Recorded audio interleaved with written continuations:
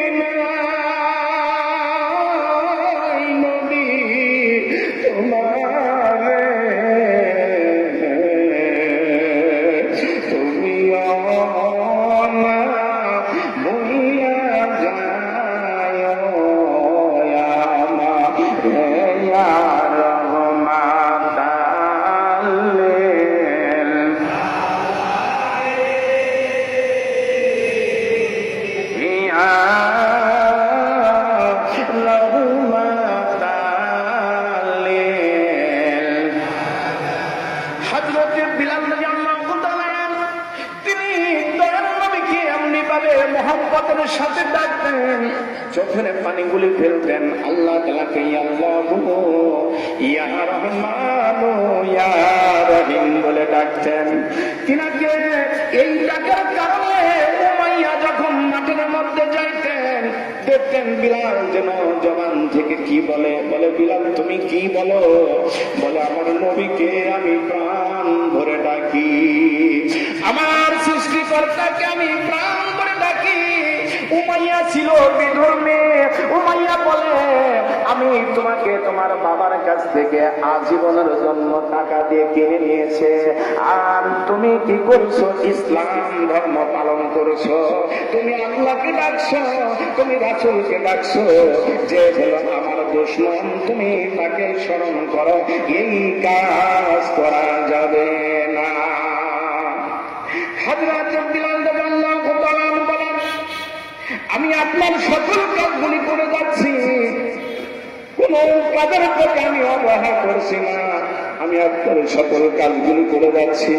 আমি আমার মালিককে ডাকি, বলে না তোমাকে মালিককে ডাকা যাবে না, আমি আমার দয়ার নবীকে ডাকি, বলে না তোমাকে নবীরে ডাকা যাবে না।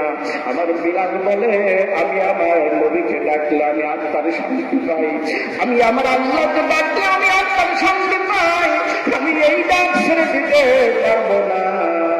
উমাইয়া বলে যদি না পারো তাহলে তোমাকে শাস্তির আওতায় আনা হবে। আমার ভাইরা, বিলাল যখন কোনো ক্রমে আমার রাসূলের মহব্বত তার অন্তর থেকে ছাড়লো না, নবীকে ডাকে আর কান্দে, চোখের পানি গুলি ফেলে। এবার উমাইয়া লোকজন সাথে করে নিয়া বিলালের শাস্তির ব্যবস্থা করলেন। উটের পায়ের সাথে বিলালের 2 হাত বেঁধে দিয়া এবার উঠে মরুর প্রান্তের মধ্যে চালানো শুরু করে দিলেন।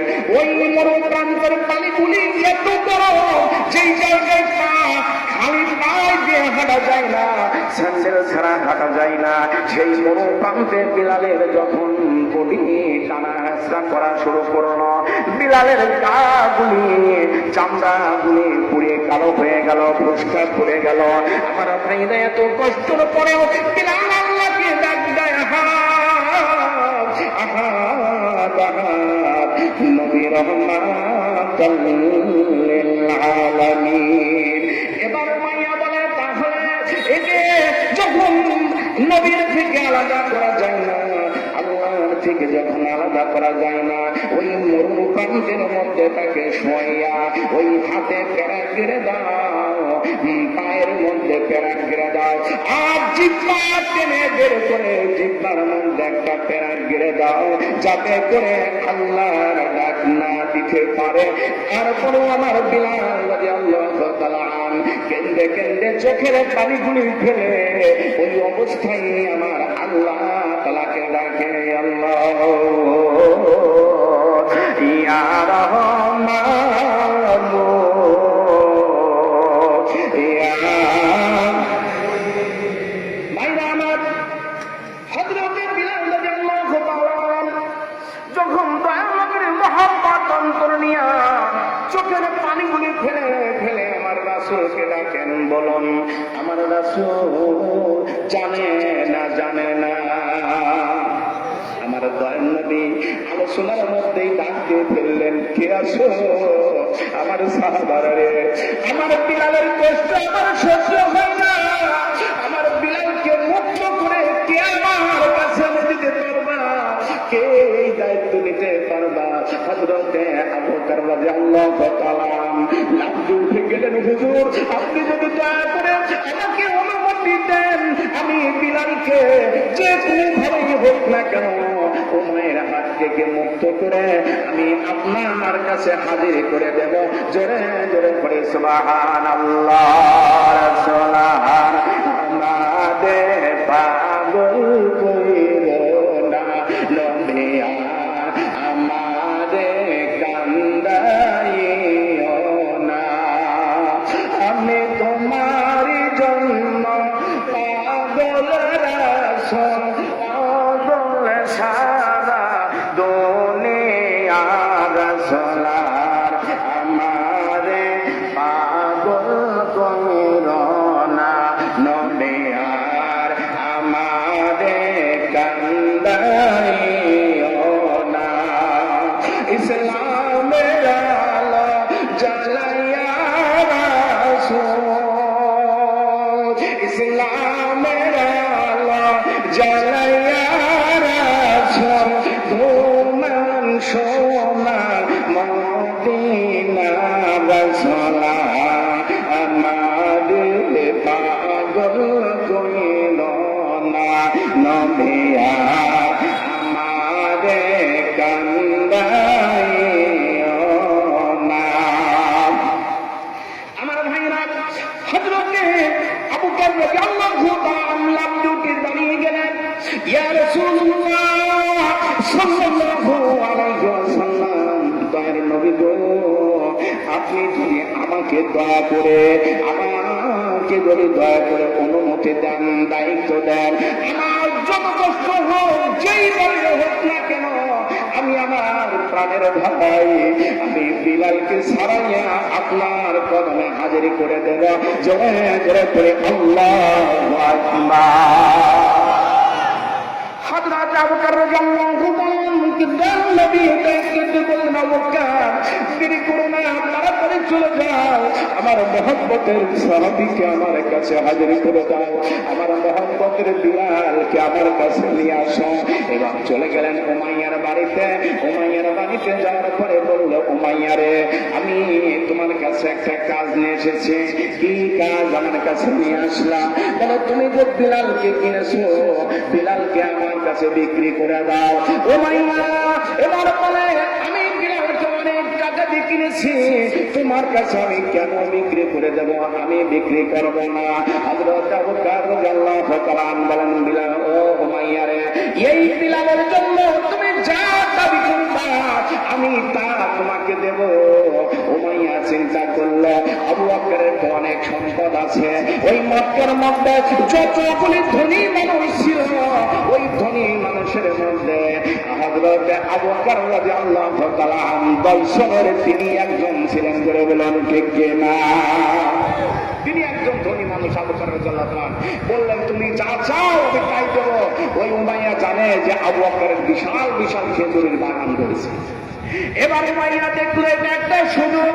এবার উমাইয়া বলল, আবু বকর, তোমার সবচেয়ে বড় খেজুরের যেই বাগানটা, তুমি যদি ওইটা এই বিলালের পরিবর্তে আমাকে লিখে দিতে পারো, তাহলে বিলালকে তোমার হাতে আমি তুলে দিতে পারি। হযরত আবু বকর রাদিয়াল্লাহু তাআলা বললেন, ও উমাইয়া, তুমি তাড়াতাড়ি করো, আমি তোমার জন্য আমার বড় খেজুরের বাগানটা লিখে দিচ্ছি। আমার ভাইরা, বড় খেজুরের বাগানটা লিখে দিয়া ওই বিলাল রাদিয়াল্লাহু তাআলা আনকে মুক্ত করে বললেন। হযরত আবু বকর রাদিয়াল্লাহু তাআলা বলেন, উমাইয়া, আজকের এই দিনে তুমি যদি এই বিলালের পরিবর্তে আমার কাছে বড় খেজুরের বাগান নয়, আমার যত সম্পদ আছে সব সম্পদ যদি দাবি করতাম, তবু আমি আমার নবীর কথা আমি রাখতাম। জোরে জোরে পড়ে সুবহানাল্লাহ। নবী রাহমাতাল লিল আলামিন, উম্মতির হইলেন জামিন। জোরে পড়ে সুবহানাল্লাহ। নবী দেখেন না, আমরা জানি কতবার তোরা শহীদ করতেছি, আমার নবী সেটা সংরক্ষণ করতেছে। আমার ভাইনা, নবী দেখে নাকি দেখেন না? আমি আর একটা ওয়াজের মধ্যে নেব, এইটা আগে আমি একটু মাথায় নিয়ে আসি, এরপরে রাসূল দেখেন না দেখেন না আমি সেদিকে নিয়ে যাব। আমার ভাইরা, এবার হযরত আবু বকর রাদিয়াল্লাহু তাআলা বলেন, উমাইয়া, আজকের এই দিনে এই বিলালকে মুক্ত করার জন্য আমার যত সম্পদ আছে সব যদি তুমি চাইতা, তবু আমি আমার বিলালের মুক্ত করার জন্য, আমার ভাই বিলালকে মুক্ত করার জন্য আমার সকল সম্পদ তোমার নামে লিখে দিতে আমি প্রস্তুত ছিলাম। জোরে জোরে করে সুবহানাল্লাহ। রাসূলের প্রেম সম্পদের উপরে, সম্পদের উপরে। নবী বললেন, হে সাহাবারা, আমাকে কেমন ভালোবাসো? কেউ বললো যে বাবা মার চেয়ে বেশি ভালোবাসি। বললেন না, মুমিন হইতে পারলে না। হ্যাঁ বললো, তুমি কেমন ভালোবাসো? বলে, আমার সন্তানের চেয়ে বেশি ভালোবাসি। জন্ম বললে, এখনো তোমরা মুমিন হইতে পারো নাই। আর একজনকে জিজ্ঞাসা করলো, কেমন আমাকে ভালোবাসো? তিনি বললেন, হুজুর, আমার সকল সম্পদের চেয়ে বাবা মার চেয়ে আপনাকে বেশি ভালোবাসে। আমার বাবা বলল, সাহাবারা, এখনো পরিপূর্ণ মুমিন হইতে পারলাম না। সাহাবারা বলল, হুজুর, তাহলে কোন কাজ করলে পরিপূর্ণ মুমিন হওয়া যায়? দয়া করে আমাদেরকে আপনি একটু জানিয়ে দেন। আমার নবী বলল, সাহাবারা, দুনিয়ার সকল কিছু, মানে তোমার পিতা মাতা, তোমার সন্তানাদি, তোমার জমি জমা তোমার অর্থ করে, তোমার যা কিছু আছে সর্বশেষে বললে, এমনকি তোমার নিজের জীবনের চাইতে যতক্ষণ পর্যন্ত রাসূলের মহব্বত বেশি করতে না পারবা, তার মানে আমার বডির চাইতে আমার নবীর বডির দাম আমার কাছে বেশি হওয়া লাগবে। এই জন্য যখন কাফেররা তীর মেরেছে, আমার দয়ার নবীকে সাহাবারা চার কোনা দেখিয়ে ধরেছে, আর ওই তীরগুলি সাহাবাদের গায়ে লেগেছে, আমার রাসূলের গায়ে সাহাবারা লাগতে দেয় নাই। এমনকি নবীর জন্য সাহাবারা জীবন দিয়েছে। কার জন্য? নবীর জন্য দিয়েছেন। ধরে পড়েছে ভাইরা আমার রাসূলের মহব্বতের কারণে সাহাবারা শাহাদাত বরণ করেছেন। আমার নবীকে পাইলে আর কিছুই লাগে না। জোরে জোরে বলুন, কথা ঠিক কিনা? যারা নবীকে পাবে তারা দুনিয়ার মধ্যে রহমতের জীবন পাবে, রহমতের জীবন পাবে। যারা নবীকে পাবে তারা কবরে বাঁচতে পারবে, কথা ঠিক কিনা? যারা নবীকে পাবে তারা আখিরাতের আদালতে শাফায়াত পাবে। জোরে জোরে করে সুবহানাল্লাহ। আমার শাফায়াতের কান্দারি, শাফায়াতের কান্দারি রাসূলুল্লাহ ইয়া মুহাম্মদ মুস্তাফা নবী সাল্লাল্লাহু আলাইহি ইয়া মুহাম্মদ মুস্তাফা নবী সাল্লাল্লাহু আলাইহি। কে হো বলে নবী নিরাপদ, কে হো বলে নবী গোলাপের ফুল, কে হো বলে নবী নূরের বাদল, কে হো বলে নবী গোলাপ নাই সে পুতুল নাই সে গোলাপ নূরে আল্লাহ ইয়া মুহাম্মদ মুস্তাফা নবী সাল্লাল্লাহু আলাইহি ইয়া মুহাম্মদ মুস্তাফা নবী সাল্লাল্লাহু আলাইহি ভাইরা আমার হযরত বিলাল রাদিয়াল্লাহু তাআলা আনকে হযরত আবু বকর রাদিয়াল্লাহু তাআলা বড় বাগানের মাধ্যমে বড় বাগানের বিনিময়ে নিয়ে আসলেন আমার দয়ার নবীর কদমে, আমার দয়ার নবীর কদমে নিয়ে আসলেন হযরত বিলাল রাদিয়াল্লাহু তাআলা আনকে আমার রাসূল কত আদর করলেন, কত ভালোবাসলেন এবং ভালোবাসার পর এই বিলালকে দায়িত্ব দিলেন মদিনার মসজিদে আযান দেওয়ার জন্য। জোরে জোরে বলে সুবহানাল্লাহ। আযান তো দিলেন, লোকই দেখতে খুব একটা আকর্ষণীয় নয়, এরপরে বলাও ভালো। বিলালের কোনো কিছুই ভালো দেখছিল না, খালি ভালো দিক একটাই, রাসূল প্রেম আল্লাহর প্রেম। করে পড়ি সুবহানাল্লাহ। এই তার সালাম। তার সালাম কি? রাসূল প্রেম আল্লাহর প্রেম। আমরা ওয়াজ করি সহি হওয়া লাগবে, কণ্ঠ সুন্দর হওয়া লাগবে, তা না হলে কাজ হবে না। কিন্তু বিলালের সহিও লাগে নাই, কণ্ঠ সুন্দর লাগে নাই। বিলাল দায়িত্ব দিল মদিনার মসজিদে আযান। আমার ভাইরা আযান চলতেছে বহুদিন যাবত। হযরত বিলাল রাদিয়াল্লাহু তাআলা আযান দেন। আযানের ধরনটা ছিল কেমন? আমার নবী যখন মসজিদের মধ্যে উপস্থিত থাকতেন, বসতেন, হযরত বিলাল রাদিয়াল্লাহু তাআলা যখন আযান দিতেন, আযান দেওয়ার মধ্যে আমার নবীর নাম আযানের মধ্যে আছে কিনা? আশহাদু আন্না মুহাম্মাদুর রাসূলুল্লাহ সাল্লাল্লাহু আলাইহি ওয়াসাল্লাম যখন হযরত বিলাল দয়াল নবীর নাম আমাদের মধ্যে আনতেন, ওই সময় দয়াল নবীকে হাত দিয়ে দেখাইতেন। জোরে জোরে পড়ি সুবহানাল্লাহ। ভাইরা আমার আযান চলতেছে, আযান চলতেছে, মানুষের মধ্যে তো আলোচনা সমালোচনা হয়। এবার সাহাবাদের মধ্যে থেকে একটা পরামর্শ আসলো অনেকদিন পরে। কি পরামর্শ আসলো? বহুদিন যাবত বিলাল আযান দেয়, কিন্তু আযান শুনতে বড় সুন্দর লাগে না। তাহলে কি করা যায়? সাহাবাদের মধ্যে এমন সুন্দর সুন্দর কণ্ঠর সাহাবীরা আছে, যদি আযান দেয় শুনতে অনেক ভালো। আমার ভাইরা আসলে মুখের কথা, বাহ্যিক বন্দেগী, এর প্রতি আল্লাহর কোন আকর্ষণ নাই। আল্লাহর আকর্ষণ তার আত্মার সাথে আল্লাহর সম্পর্ক। ধরে বলুন ঠিক কিনা? বন্দেগী আত্মার সম্পর্ক থাকা লাগবে, তাছাড়া বাহ্যিক বন্দেগীর কোন দাম আল্লাহ তাআলার কাছে ওইভাবে নাই। সত্যিকারের বন্দেগী হওয়া লাগবে। আমার ভাইরা এজন্য কেবলাদার হুজুর বললেন, বাবা মুখে আল্লাহর নাম, অন্তরে দিন দুনিয়ার জল্পনা কল্পনা, ওই নামাজে কি ফল? তাই তো আল্লাহ রাসূল পাক সাল্লাল্লাহু আলাইহি ওয়াসাল্লাম ফরমান, লা সালাতা ইল্লা বিহুজুরিল কালব, নামাজ হবে না হুজুরতের ব্যতীত। তাই মন মুকাত করে আল্লাহকে হাজির নাজর হয়ে জানিয়া হুজুরি কালবে আল্লাহর সিজদা করে করে সুবহানাল্লাহ। প্রত্যেকটা জিনিস ঠিক এইরকম হতে হবে। হযরত বিলাল রাদিয়াল্লাহু তাআলা তিনি যখন আযান দেন, ওই আযানের মধ্যে তিনি আল্লাহর স্মরণ করেন, ওই আযানের মধ্যে তিনি নবীকে স্মরণ করেন, আযানের মধ্যে নবীকে দেখেন। এই যে আমার মুহাম্মদ, জোরে জোরে করে সুবহানাল্লাহ। এইভাবে মহব্বতের আযান বিলাল দেয়, শুনতে কেমন লাগেছিল বড় বিষয় নয়।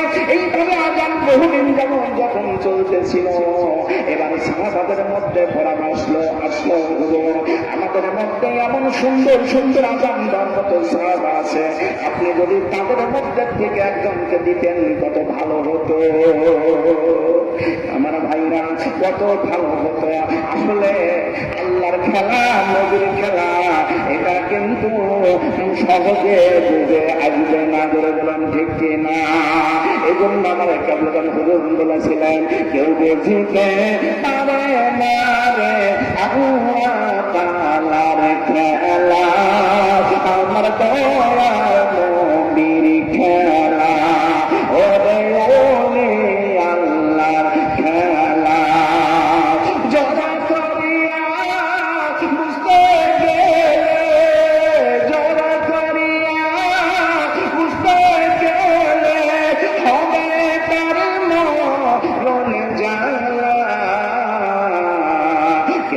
বুঝিতে পারে না রে আল্লাহ তাআলার খেলা, আমার দয়ার নবীর খেলা।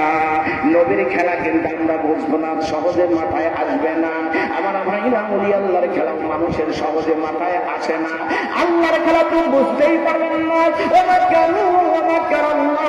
আল্লাহু খায়রুল মাকিরিন। আমার আল্লাহ তাআলা বলে, বান্দারে আমি আল্লাহ যেই খেলা খেলে তোমরা আমার এই খেলা ধরতে পারবা না। আমার ভাইরা, হযরত বিলাল রাদিয়াল্লাহু তাআলা এবার আযান বন্ধ করা হলো, একজনকে আযান দেওয়ার দায়িত্ব দেওয়া হলো। যেই দিন তিনি আযান দিলেন ওই দিন আর ফজরে সূর্য উদয় হয় না। নারে তাকবীর, নারে তাকবীর। প্রধান বক্তার আগমন, বিশ্বনী ফিরত পরিত দাদু হুজুর ইনায়েত করি। নারে তাকবীর। ওয়া আখির দাওয়ানা আলহামদুলিল্লাহি রাব্বিল আলামিন। আসসালামু আলাইকুম ওয়া রাহমাতুল্লাহি।